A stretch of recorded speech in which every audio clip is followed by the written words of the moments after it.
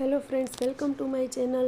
સાતમ માટે થેપલા બનાવવા માટે આપણે થોડો ઘઉંનો લોટ લીધો છે. એમાં 2 ચમચી ચણાનો લોટ નાખી દીધો છે અને બધા જ મસાલા નાખીશું.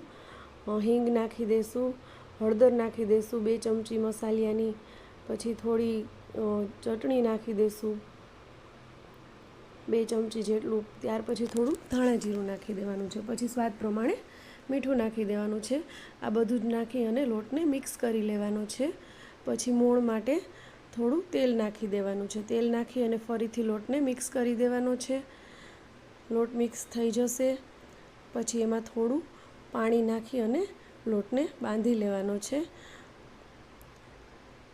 તો વ્યવસ્થિત લોટ બંધાઈ જશે એટલે ઉપર ફરીથી તેલ નાખી અને એને કૂણવી લેવાનો છે. તો થેપલા માટે મસ્ત મજાનો ડો તૈયાર થઈ ગયો છે.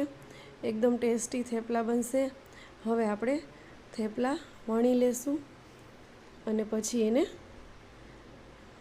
વણી અને તાવડી પર ચોળવી લેશું. થોડું તેલ લેવું પડશે. તેલથી થેપલાને શેકી લેવાના છે.